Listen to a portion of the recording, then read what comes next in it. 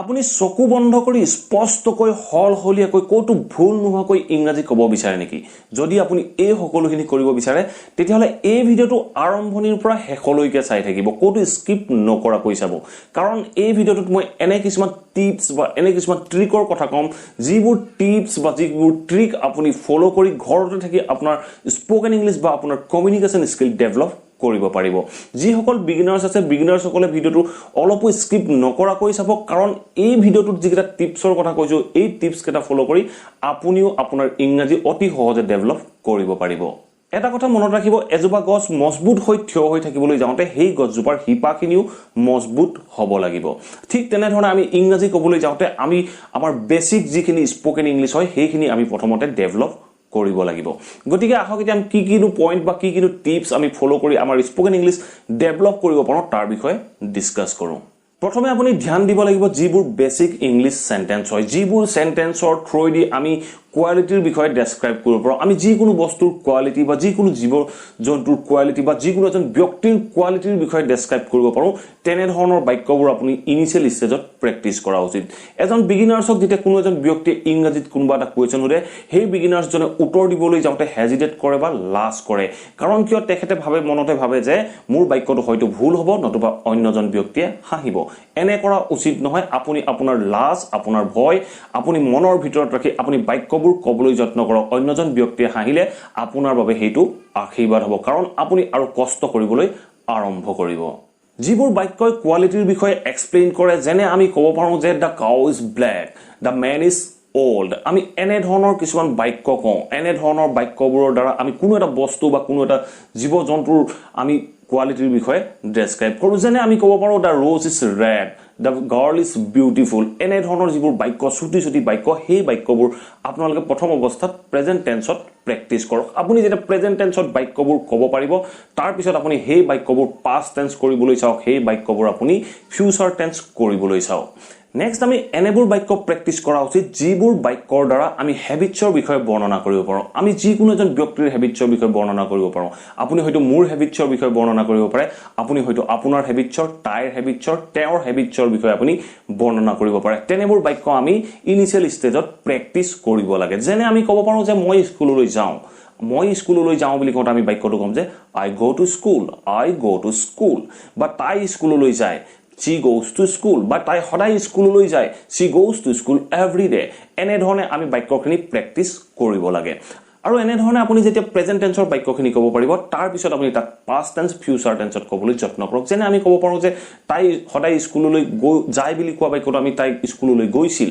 চ' তেতিয়া তেনে ক্ষেত্ৰত আমি বাক্যটো ক'ম যে she went to school every day, she went to school every day, তাই সদায় স্কুললৈ গৈছিল বা তাই সদায় স্কুললৈ যাব, she will go to school every day। এনেধৰণে আমি বাক্যখিনি ইনিচিয়েল ষ্টেজত প্ৰেক্টিছ কৰিব লাগে। আৰু আপুনি যেতিয়া এনেধৰণৰ বাক্যবোৰ প্ৰেক্টিছ কৰিব, আপুনি কিছুদিনৰ পিছত দেখিব যে আপুনি সেই বাক্যটো অসমীয়াৰ পৰা ইংৰাজীলৈ মনৰ ভিতৰত ট্ৰান্সলেট নকৰাকৈ আপুনি অতি সহজে ক'ব পাৰিব। নেক্সট আমি এনে কিছুমান বাক্য চাব লাগে যিবোৰ বাক্য আমি পাৰফেক্টৰ বিষয়ে বৰ্ণনা কৰিব পাৰোঁ। যেনে আমি ক'ব পাৰোঁ যে মই হোমৱৰ্ক খতম কৰিলোঁ বা মই হোমৱৰ্ক কৰিলোঁ, আই হেভ কমপ্লিট মাই হোমৱৰ্ক বা আই হেভ ফিনিছ মাই হোমৱৰ্ক। এনেধৰণে আমি বাক্যখিনি নভবাকৈ যেতিয়া ক'বলৈ যাম, যেতিয়া আপুনি মনত ট্ৰান্সলেশ্যন নকৰাকৈ বাক্যখিনি ক'ব বিচাৰে, তেনেহ'লে আপুনি এই বাক্যবোৰ ঘৰত থকা সময়ত আপুনি প্ৰেক্টিছ কৰাৰ কাম আৰম্ভ কৰক। যেনে আমি অন্য কিছুমান বাক্য ক'ব পাৰোঁ যে মই একাপ চাহ খালোঁ, I have taken a cup of tea, I have taken a cup of tea. এনেধৰণৰ আমি পাৰফেক্ট বুজোৱা বাক্যবোৰো প্ৰেক্টিছ কৰিব লাগে। আমি যেতিয়া প্ৰেজেণ্ট পাৰফেক্টৰ বাক্যবোৰ ক'ব পাৰিম, সেই বাক্যবোৰ আমি ফিউচাৰ পাৰফেক্ট বা পাষ্ট পাৰফেক্টত ক'বলৈও যত্ন কৰিব লাগে। এতিয়া আমি এই বাক্যবোৰৰ উপৰিও আমি এনে কিছুমান কাম কৰিব লাগে যিবোৰ কামৰ থ্ৰুদি আমি অতি সহজে আমাৰ বাক্যখিনি ক'ব পাৰোঁ। আপোনালোকক প্ৰথমতেই কৈ আছোঁ যে আমি বাক্যবোৰ মনৰ ভিতৰত প্ৰথমতে ট্ৰান্সলেশ্যন কৰোঁ। এই ট্ৰান্সলেশ্যন প্ৰচেছটো আপুনি দূৰ কৰিবৰ বাবে আপুনি ঘৰতে প্ৰেক্টিছ কৰিব লাগিব। যেনে আপোনাক কোনোবা এজন ব্যক্তিয়ে সুধিছে তুমি ক'লৈ গৈ আছা, তেনে ক্ষেত্ৰত আপুনি কি ক'ব? আপুনি য'লৈ গৈ আছে তাৰ বিষয়ে ক'ব। যেনে আপুনি ক'ব বিচাৰিছে যে মই মাৰ্কেটলৈ গৈ আছোঁ, আমি বাক্যটো প্ৰথমতে কি কৰোঁ? মই মাৰ্কেটলৈ গৈ আছোঁ, ছাবজেক্ট ভাৰ্ব অবজেক্ট বিচাৰি আমি বাক্যটো ট্ৰান্সলেশ্যন কৰোঁ, তাৰপিছত কওঁ। চ' আপুনি যেতিয়া এনেধৰণে প্ৰেক্টিছ কৰিবলৈ আৰম্ভ কৰিব, আপুনি মনৰ ভিতৰত ট্ৰান্সলেশ্যন নকৰাকৈ অতি সহজে বাক্যবোৰ ক'ব পাৰিব। মই মাৰ্কেটলৈ গৈ আছোঁ, I am going to market, I am going to market. মই এখন গাড়ী কিনিব গৈ আছোঁ, I am going to buy a car, I am going to buy a car. মই তেওঁক লগ কৰিবলৈ গৈ আছোঁ, I am going to meet him, I am going to meet him. মই তাক লগ কৰিবলৈ গৈছিলো. I went to meet him. I went to meet him. মই তাক লগ কৰিবলৈ যাম. I will go to meet him. বা মই এখন গাড়ী কিনিছিলো. I bought a car. I bought a car. মই এখন গাড়ী কিনিবলৈ গৈ আছিলো. I was going to buy a car. I was going to buy a car. মই এখন গাড়ী কিনিবলৈ যাম. I will go to buy a car. I will go to buy a car. এনেধৰণে বাক্যখিনি যেতিয়া আমি ঘৰতে থাকি প্ৰেক্টিছ কৰিম, আপুনি নিজকে নিজেই কওক. আপুনি যদি বাক্যটো ভুলো হয় আপোনাৰ, তেতিয়া আপুনি গুগল পাব. গুগলত অসমীয়া বাক্যটো ট্ৰান্সলেট কেনেধৰণে ইংৰাজীলৈ কয় তাৰ বিষয়ে আপোনালোকে চাৰ্চ কৰিব পাৰে. তেনেধৰণেও আপোনালোকে ৰাইট এনচাৰটো পাব পাৰে. গতিকে আপোনাক কোনো টিচাৰ বা কোনো ঘৰত কোনো গাইডৰ প্ৰয়োজন নহয়. আপুনি আপোনাৰ মোবাইলটোৰ থ্ৰুৱেদিয়ে আপুনি অতি সহজে ইংৰাজী ঘৰতে থাকি শিকি থাকিব পাৰে. নেক্সট আহিলে আমি এনে কিছুমান বাক্য কওঁ যিবোৰ বাক্য অলপ দীঘলীয়া হয়. আমি সেই বাক্যবোৰ কেনেধৰণে ক'ম, সেই বাক্যবোৰ আমি কেনেধৰণে প্ৰেক্টিছ কৰিম. যেনে আমি ক'ব পাৰোঁ যে মই ইংৰাজী ক'ব বিচাৰোঁ. মই ইংৰাজী ক'ব বিচাৰোঁ. সেই বাক্যটো আমি অসমীয়াৰ পৰা ইংৰাজীত কেনেধৰণে ক'ম? আমি ক'ম যে I want to speak English. I want to speak English. আমি যদি কওঁ মই ইংৰাজী ফ্লুৱেণ্টলি ক'ব বিচাৰোঁ, তেতিয়া আমি বাক্যটো কেনেধৰণে ক'ম? I want to speak English fluently. I want to speak English fluently. যদি মই কওঁ মই ইংৰাজী শুদ্ধকৈ ক'ব বিচাৰোঁ, তেতিয়া আমি বাক্যটো কেনেধৰণে ক'ম? I want to speak English correctly. I want to speak English correctly. এনেধৰণে আমি বাক্যখিনি ক'ব পাৰোঁ. আমি যদি বাক্য এটা কওঁ যে মই আপোনাৰ লগত ইংৰাজী শিকিব বিচাৰোঁ, মই আপোনাৰ লগত ইংৰাজী শিকিব বিচাৰোঁ, চ' তেনে ক্ষেত্ৰত আমি বাক্যটো কেনেধৰণে ক'ম? আমি ক'ম যে I want to learn English with you. I want to learn English with you. আমি এনেধৰণে বাক্যখিনি ট্ৰান্সলেশ্যন কৰিম. যদি আমি এই বাক্যটোকে দীঘল কৰি দিওঁ, তেতিয়া আমি কেনেধৰণে ক'ম? তেতিয়া আমি কেনেধৰণে ক'ম? I want to speak English correctly, so I want to learn English with you. I want to speak English correctly, so I want to learn English with you. আমি এনেধৰণে বাক্যটো ট্ৰান্সলেশ্যন কৰিম. আমি বাক্যটো প্ৰথমতে বাক্য দুটা ছুটি কৰি ট্ৰান্সলেশ্যন কৰি ল'লোঁ. তাৰপিছত আমি বাক্যটো দীঘল কৰি একেলগতে ক'লোঁ. আমি বাক্যটো অতি সহজে ক'ব পাৰিলোঁ. আমি কেনেধৰণে ক'লোঁ? I want to speak English correctly, so I want to learn English with you. আমি এনেধৰণে বাক্যটো দীঘল কৰি ক'ব পাৰোঁ.